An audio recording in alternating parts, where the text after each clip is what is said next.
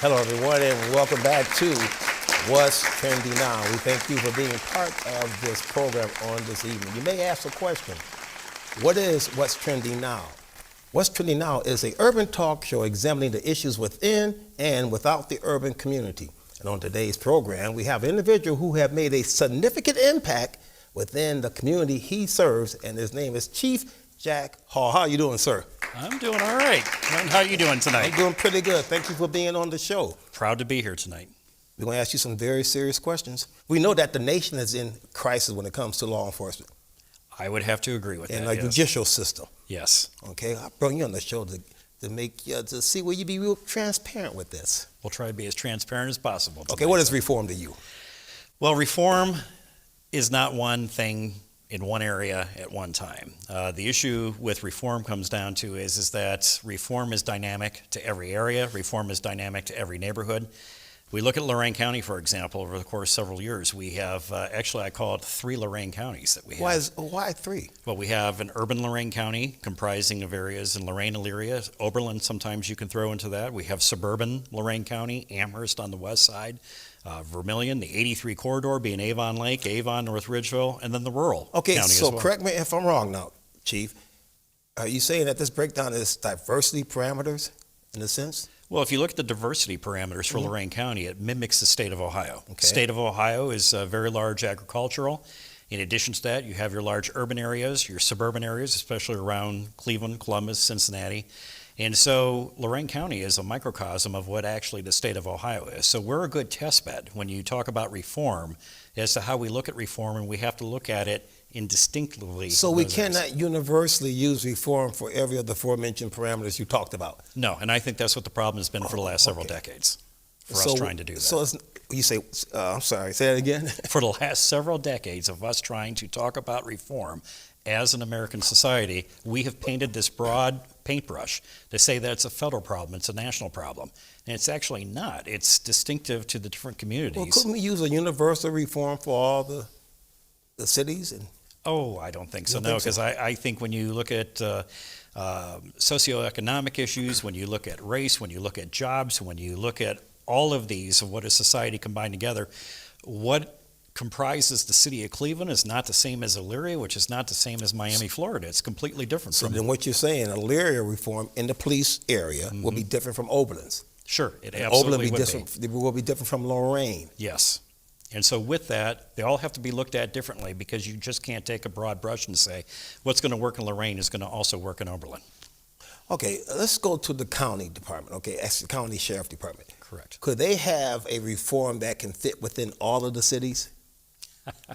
That is a large ask and a large task to take on. Okay. But with that, that's actually, since the sheriff is the chief law enforcement officer in the county, it's a very big responsibility, but it is a responsibility and a task that sheriff has to fulfill. Because especially in Lorain County, you have a wide diversity from rural areas to suburban to urban areas, and there's different policing models and different reform that goes on in all of those areas. Okay, let's use the tier principle here. Elyria, Lorain, Oberlin, Avon. Mm-hmm. If you were sheriff, which one would you tackle first? That is not going to come up as an issue as far as what do you look at tackling first. You have to look at where the needs are. Okay, so now let's break down the needs. Yeah, so if you look at the needs, I look at Lorain, Elyria, as having specific needs from the community. However, we have this thing called a social contract theory of what this entire country was developed on. We had the Declaration of Independence, which separated us from England. We had the United States Constitution, which was not our first government. It was actually our second government that we had. So with that, the Founding Fathers said is that we are going to be a free people. However, we're going to give some of those freedoms up to be protected by a government. Example, giving up some of those freedoms. Policing, for example, is one of those freedoms. So instead of having a situation in which each of us take, vigilanteism sometimes is what it's referred to as today, taking the law into our own hands, we entrust the government to do that, the police in this case, the military, to protect the country here and also our interests worldwide. So when we give those up, we give them up individually. And so that's why when we talk about reform is an individual situation, which then goes to a community, which then goes to a neighborhood, which then goes to a city. But you said something very interesting. The Constitution separated, right? It sure did, yes. Now, let me ask a question. Is that same Constitution separating people? Wow, that's a great question. Do we need to take a break on this one? We can take a break on that one if you want to. Okay, go right ahead. But when we talk about the Constitution and separating people, matter of fact, a member of the LGBTQ community asked me this the other day. They were like, Chief, we wanted to know in regards to one of my officers that was helping his particular organization. He was praising her for all the work that she was doing for the organization. And he said, I want to thank her and you for being an advocate for the LGBT community. Okay. Now, my officer, she is a gay female that's helping out with the work that's being done in the committee. And I said, well, she can be an advocate.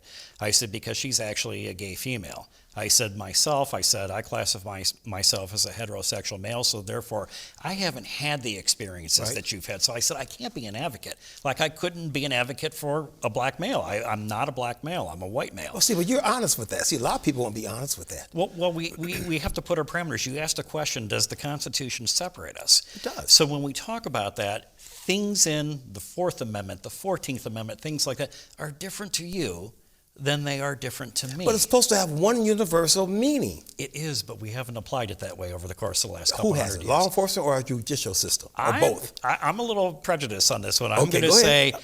the courts have courts. been the ones. And unfortunately, law enforcement, due to us being in uniform, us being so present in the community, we're the most visible form of government that's out there. So when the legislature passes a law and says, here you go, police, you have to go enforce this law. Now, fortunately, as a sheriff, it's the only elected law enforcement position in the country. So therefore, we take an oath as a sheriff to say we're going to uphold the Constitution of the United States, the Constitution of the state. Now, back of up. Ohio. Let's talk about that real quickly. You said the sheriff is the only one who does what? That's elected. It's elected. Everybody takes an oath. See, people don't know that. Yes, but the sheriff is the only elected law enforcement position. Okay, so looking at reform, do you feel that the non-elected positions in our judicial system or the police reform, mayors, should they be elected officials should they be appointed or what? Oh, that creates such a problem because Okay, here's here it the is. issue. As a police chief in the state of Ohio, you're going to report to a city safety director. You're going to report to a mayor.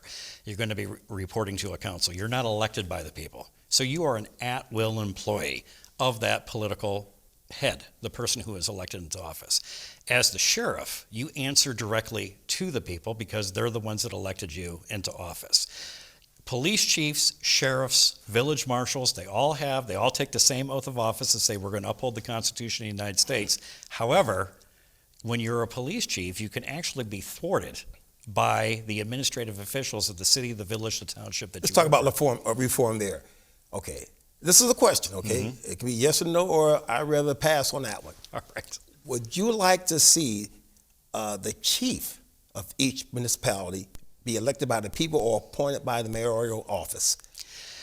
I would not say that we have to change that system, that they have to be Okay. elected. However, if there is going to be discipline against a chief of police, if there is going to be the removal of a chief of police from office, I would say that that removal cannot be the political office's decision to make. Who should it the be? Mayor. It should be a centralized committee in the state of Ohio, either the Ohio Attorney General's Peace Officers Training Commission. It could be the Ohio Collaborative Reform Committee for the state of Ohio. How that about has been set up. citizen reform committees Well, within the law enforcement divisions? Well, the issue I have with citizen reform committees, and we look what happened in the city of Cleveland recently in the last election in November, the charter has changed in the city of Cleveland, which now they have taken a citizen oversight committee and they have put that over the police department. Okay, so now that is reform. So you have citizens who has no experience in our judicial system or our law enforcement, should we say, parameters, is going to make decisions like that. Wayne, that would be like me going into a surgical suite at the hospital and telling the doctor, I think you're using the wrong type of sutures. I don't like the gauze that you're using. I am not a trained medical professional and to be able to make those decisions. So when we talk about police reform, I think that's reform to an extreme, to the point of is that we have put the full power of that decision-making process to that citizen committee. So instead of citizen oversight, I like to use something called citizen inclusion. Let's break that down. All right, citizen oversight is what they just passed in Tell Cleveland. the people that. All right. With that, when we look at the oversight, we have citizen committees that are not trained law enforcement professionals who are going to be making decisions on hiring, recruitment, discipline, et cetera. And when we make those decisions, we as those committees may not have the background to do that. When we look at citizen inclusion, on the other hand, prior to getting to that drastic step, we include the community on a regular basis to be involved in law enforcement, to be able to assist To a us. degree. Well, to a degree, yes, but we have to listen. We have to hear that voice that they have. We have to be able to open our ears Let me and ask a hear what question, those Chief. communities are asking for. If you set up a community reform board, something like that, who's going to listen? Will the police department really listen? These are citizens. What do they know? I mean, you have an attitude, not you personally, but they have an attitude because they have to report to the community. Here's the issue, Okay, Wayne, what's this? is that this is what we haven't been doing for years and why we're in the issue that we're in as police and law enforcement. We haven't listened to the community. So by listening to the community knows where the crime is being committed. The community knows who's who and who's in trouble, who's not in trouble. I've worked with grandmothers in Cleveland that knew more information than the robbery homicide unit did in Cleveland because they kept track of their kids, their grandkids. You work those relationships and you listen, you know what's and gonna it's building happen? trust. Let's put it down on a domestic plateau, okay, or tier. Father, mother. Mm-hmm. Father's not there, stepfather, son, daughter. You're not my father. You're not a police officer. See, that's what you're going to get. That's right. You're going to get some retaliation if that happens. As far as citizen reforms, they're taking over, or however you're going to set it up as what? A suggestive board, they suggest things, or do they actually set policies and regulations for them to be, for the police officer or the law enforcement agencies to utilize? Actually, Wayne, you just broke it down to the simplest form of reform. Did I? When you talked about, yes, you did, when you said there's a mother, a father, maybe no father present, there's a stepfather present. When I was with Cleveland Metro Parks, and we worked for Cleveland Metro Park Police Department, the Collinwood neighborhood, several of the 5th to 6th district wards and that were around those areas, when there would be a problem in those neighborhoods and we would have to address it, we look at who do we have to address in those neighborhoods. So Big Mama, for example, we would go into that area and we would say, I need to speak with Big Mama. Okay. We're breaking it down to who's the matriarch of the family, and we have to kind of give some of that power up to her. That's what I'm talking about. To say, are what you is the willing to problem? do that without pride setting in? This is why deputies and officers have to have the autonomy that any of those times that they enter into those situations, they have to be empowered to make the decision to look at that individual situation and treat it that way. Chief, I really believe that comes from diversity training. If you don't know how to operate within a black urban community, you come in with the high status white, or should we say suburban attitude, it's going to be like two fronts. And it See is. That's what's going to happen. And I've seen that myself over the years, too, through my experience. We had a situation when I was working with Cleveland Metro Parks. We had a black family reunion, which was going on. Oh, you told me about that. Yeah, long story short, Right. The officer that I heard that was dispatched to that call, he was a canine officer, younger kid, had grown up on the west side of Cleveland, a west side suburb. And I thought, I could picture it in my head. He's going to arrive on scene, pull the dog out of the car, and try to go talk to this family about this noise complaint that was going on. I called on the radio and said I would meet him there. And I said, we're going to have a learning opportunity today. And this is all based on field training, working your neighborhood, getting to know everybody in the neighborhood. And we're so task-driven today. Get through these tasks in the field training program so that you can pass this, pass that. Yes, I know how to handcuff. I know how to do a DUI report. I know how to do this. Do you know how to communicate with the community that you're going to be policing? So I go down there and I meet him. And so he gets out, he goes to get out of the car, has the leash in his hand. I said, put the leash back in the car and leave the dog in the car. Smart. And he's looking at me and he's looking Like over. you was crazy, huh? Oh, yeah, because he's looking over there. It's like, okay, I'm white, you're white, but everybody else, there's like 200 black people over there under this pavilion. What do we do? I go, keep the dog in the car. Right. So we go strolling over there, and immediately you can feel, why are they here for this? And the music is just blaring in the background. So we walk up there, and you can kind of see what's going on around the cooking that's going on around this family reunion. So I walk up, and this is just from experience working diverse communities. I didn't grow up in a diverse community. This is my experience from working in a diverse community. But that was education. It's education, street education. So my first comment was when we walk up there, somebody asked me, officers, is there something we can help you with?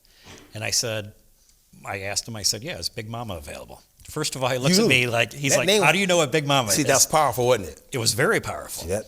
So the matriarch in the black community, the grandmother, I thought it was her who I saw controlling all the cooking. She comes walking over. I introduce myself. I introduce the officer. It's with me. Now the noise is just blaring in the background. It's pounding in the background. So just, hey, what's going on here today? It was their 100th family reunion. Half the family lived in Cleveland. Half the family lived in Birmingham, Alabama. Now, Wayne, as I told you, everybody likes to be listened to. Everybody has a story.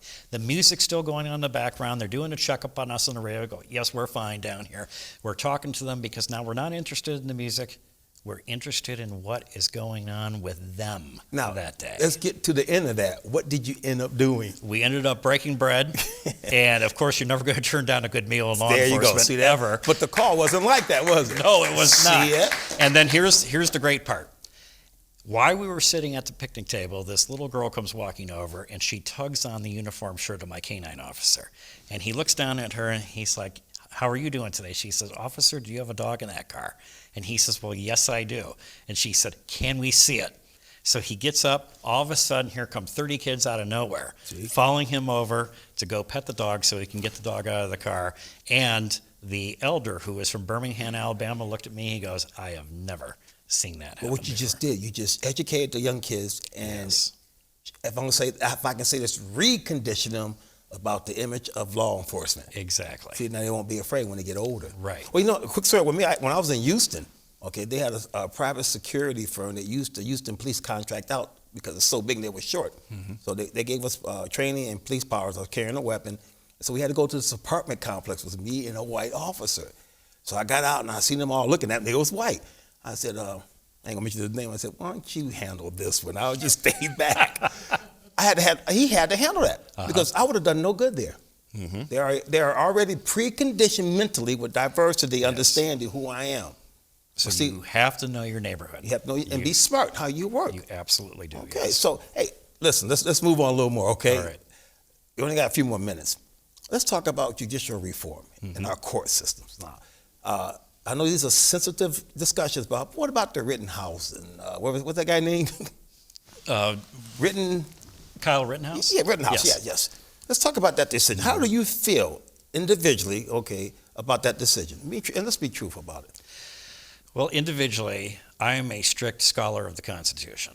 Now, I'm not going to put you on the spot now. No. Okay. And I would say this. Matter of fact, it's the exact conversation I had with my father at the Thanksgiving Day table. We were talking about this. My father starts the conversation off. He's like, that kid should have been, convicted. He said, this is a wrong that's happened. That's what your father said. That's what my father said. Okay. So he looks at me, asks me the same question because he knows I'm a constitutional scholar, and he asked me what my opinion was on it. And I said, the verdict came out exactly as the Constitution would lend it to come out in that type of situation. So when we're talking about reform, we're talking about judicial reform, a lot of times what happens is that we let emotion, either if it's anger or empathy, get in the way of what the actual law is in these types of situations. So when I laid it out to my father and I said, this is what the Constitution, his First Amendment right to assembly, his Second Amendment right to carry a firearm, I said, you had to look at that then as to what law that he actually broke. Now that doesn't... Was he defending himself according to what you said? We'll never know. We can't put ourselves into his mind to see what happened there that day. But you know what that did, though? Not to cut you off, Chief, but you know what that did? That continued with it, should we say, advanced prejudice and racism in the blacks. You know, it's just added more power to it. Here's what harmed more than the outcome of the case. It was when the jury instructions and all this, before the case actually started, the attorneys had stated, I don't want any more black pastors in this. I remember that. In this galley for the courtroom. So therefore, the court's open to the public. The public has a right to go to any court hearing unless there's a security issue going on in the court.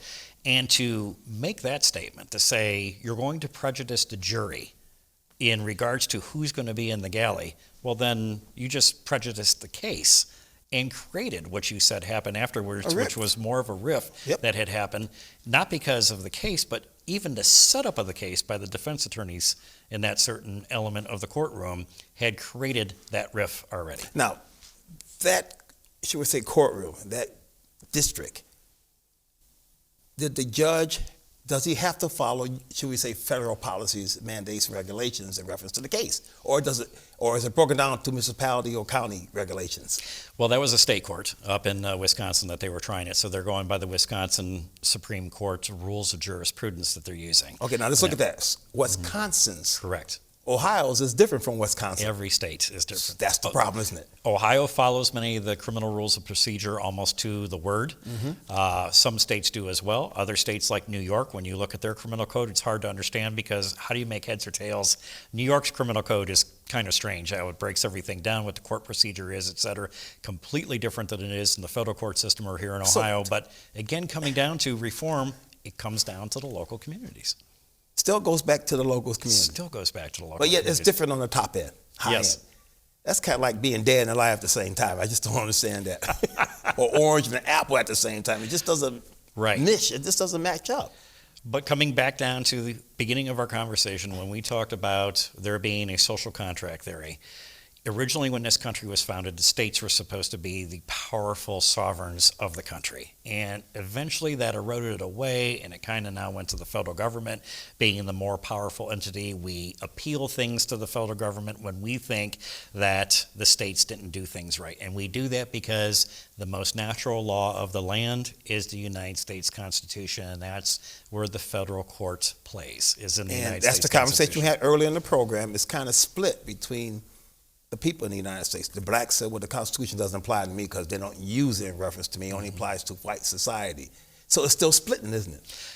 I mean, well, the Constitution applies to everybody. Yeah, and according to the 14th but it's not Amendment, enforced, though. But has it been? And That's that's where the question, and when you talk about a rift that's come into the communities, and I'm talking to local communities, and we can have an incident take place in Georgia, and all of a sudden it sparks off unrest throughout the entire United States.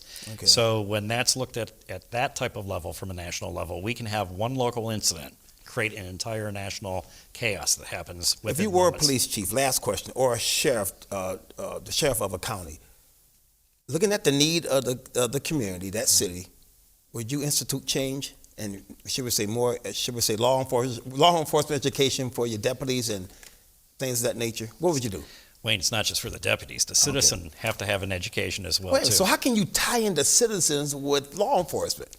Because we serve the citizens, and therefore we can't do our job without the citizens helping us. But the citizens doesn't have to have an Ohio peace officer certificate, right? No, they don't have to. They don't have to have that. So, but we saw what happened, especially in Georgia recently as well, is that when people use citizen arrest, they take matters into their own hands, and next thing you know, we have chaos and a person killed in that particular situation, the Ahmaud Arbery case that happened in Brunswick, Georgia. And so when we take law enforcement actions as a private citizen, and we're not trained well to do that. And Wayne, this also doesn't work unless we have an appropriately trained law enforcement, professional law enforcement system, and an appropriately trained community. I think you and I had a conversation not too long ago, and we were talking about resisting arrest and de-escalation. You brought it right up when you said, well, I see that the police go through de-escalation training. Why doesn't the community get to go through de-escalation I think training? we need to bring both together. I think we do, And yes. then train. You take buy down to one, okay? And that's how you do that as the leader, being the chief law enforcement officer of the county. You have to set that example. Chief, the old clock on the wall says that's all for us, okay? All right. We might pick up with part two. Everyone, okay, we got a question from the floor. We're running late, but since I own the television station, I have the power to do it. Go ahead real quickly.